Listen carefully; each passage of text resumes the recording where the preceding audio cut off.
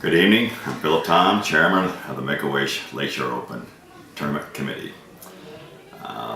As I said last year, we only had 2 minutes per every 60 minutes of telecast where we had the sponsors and their ads.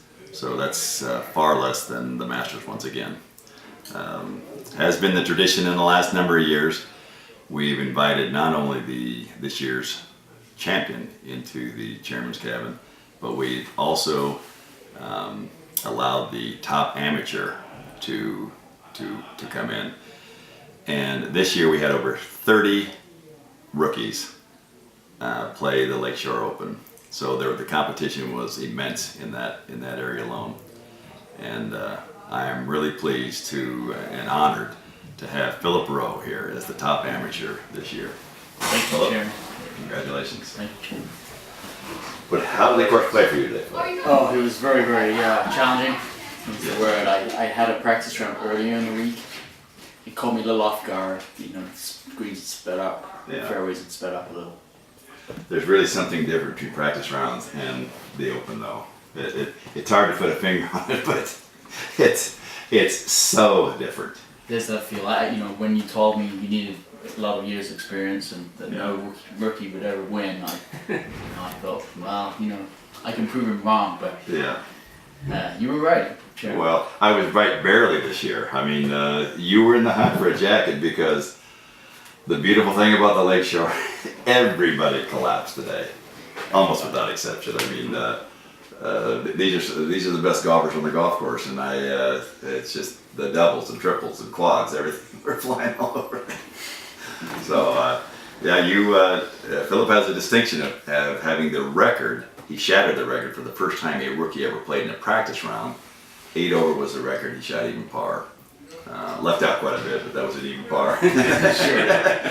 And you showed you belonged here, and if you can make it back in the subsequent years, you might be wearing a jacket someday. Yeah, I did my analysis. I heard Jack Nicklaus had won 18 majors. Mm-hmm. He came second 12 times, and maybe came top 5 another 12 times. So I'm going to console myself to hopefully play many years and maybe be as lucky as yourself. Well, even with 30-some rookies, I didn't think anybody could win it, and I didn't think anybody could get a top 5 finish. So I was dead wrong on that, because if just a couple other players would have had some trouble, you would actually won the tournament in your first year, which would have been an amazing accomplishment. Well, thanks, Chairman, for a great event. There was a lot of trouble too. Harry, boy, boy, oh boy, let's talk about this a little bit. Harry shot even par on the front 18, and had a 7-shot lead on everyone else. And then there's a few people with 10 over, but at the end of 27 holes, you were 18 over par. Impressive.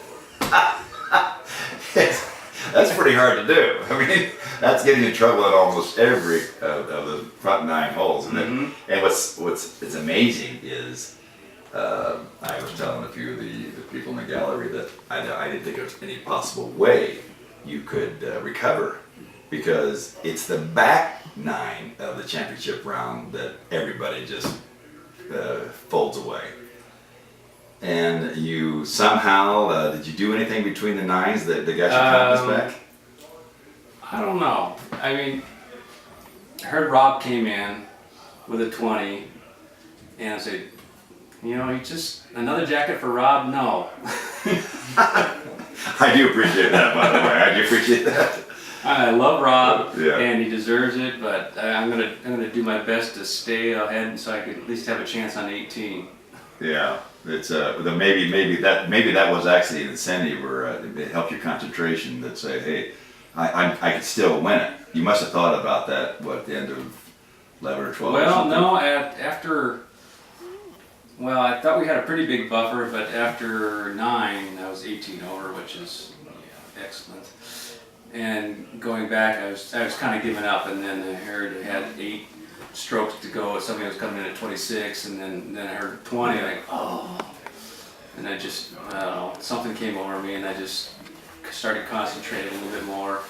Yeah. That top 10 player, Thomas Bonomo, was 26 over, I think, in the clubhouse about an hour and a half before you were finished, and that was the rumors were all over that this might be the most unbelievable back-end winner of all time.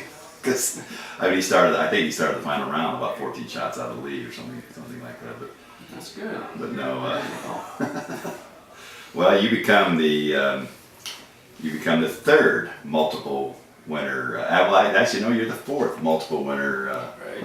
at the Lakeshore. Your two jackets match Kenny Ballo's, and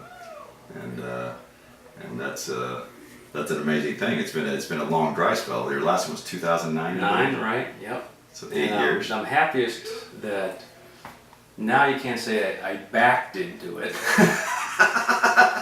Well, I know that got under your skin a little bit over the last 8 years. And you threatened to take my jacket away numerous times. Well, in most championships, you need to get the second one just to prove that the first one wasn't a total fluke. So again, I congratulations. thought I'd have a little easier run at it, but that 18 on the front 9 was impressive. I don't even have to look at the record book, but I'll tell you right now, shooting 18 over on the front 9 of the championship round and still winning the jacket probably shatters the record by about 11 or 12 shots. Most likely. If we could go back and figure that out, but that's But I got a lot of encouragement from people around me. They're saying, hang in there and then just stay under par for the last back 9. Oh, really? Okay, all right. Well, you started the round off with a shank on number 1. Yeah, that's my Have killer. you ever shanked a ball? No, on 1, yes. That's my killer. Oh, you have shanked a ball on 1. I've done that a lot. That's why I started practicing with the putting move. That's why I went to the putt after the shanks. Just to I did not know that you had a demon there. Yeah, that's the demon. Oh. Like your demon's on number 3. I'll shank off the wall of the house. Yeah. Mine's number 1. Yeah. There's a lot of shanks in this golf course with a lot of good golfers. I know that. A number of people were having that problem here in the practice round. So, well, again, congratulations, Harry. Let me Thank you. have the honor of presenting you with your second jacket. Another one I'll have to have taken in. Yeah, this might be a little big for you.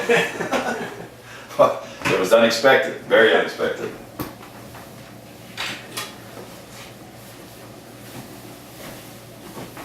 There we go. That might even be a little bit bigger than the other one, but. Yeah, that's going to take a little bit of taking in.